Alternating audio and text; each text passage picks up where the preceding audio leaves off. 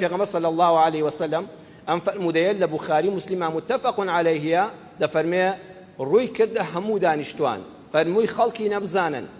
إن الله تعالى حرم عليكم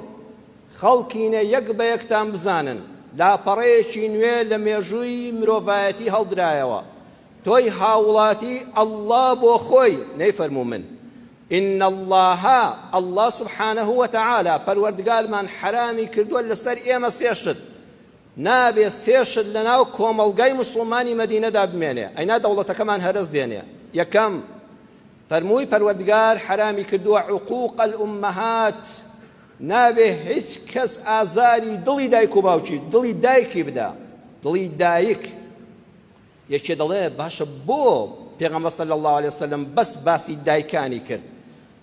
ئەمە بەس باسی دایک نییە ئەمە باسی وەفایە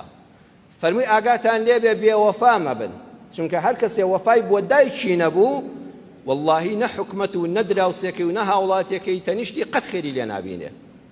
فەرمووی ئاگات لێبێ هاوڵاتێکی بە وەفا بە جا هاوڵاتی بە وەفا لەکوێ دەست پێ دەکات لەگەڵ دایکیدا ئاگاتان لە دایکتان بێ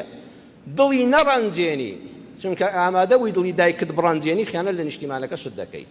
ئەم نیشتیمانەش دایکتە ئاگات لە دایکی یەکەمت بێ خیانەت لەم نیشتیمانی دووەمی شت ناکەی سەیری ئەم وتە جوانانە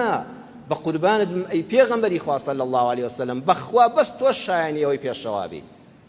وەیە بەڕێزم هەموو جار کە ئەگەر جلەکانت لەبەرا نەبێ سەیرێکی خوار تۆزێ خوارەوە بکە یەک شت لە جەستەتا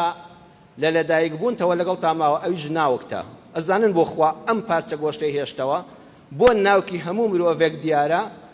خوا دەفەرمێت کە سەیری ناوکی خۆت کرد دایکت بەبیر بکەوێتەوە دایکت ئەگەر لە ژیانە قەترەیە شیریشی نەدابیتێ ئەگەر یەک ڕۆژ لە ئامێزیشی نەگرت پێ حەد ئەبێ بە چاوی دایکایەتی سەیریکەی چونکە نۆ دانە مانگ لە ڕێی ئەو پەتەوە بەخێوی کردووی هەموو خوێنی خۆی بۆ کردی بە خواردن و داخلی داستەی تۆی کرد ئەگەر سەیری ناوکی خۆتت کرد بڕۆ بە قوربانی دایکت بە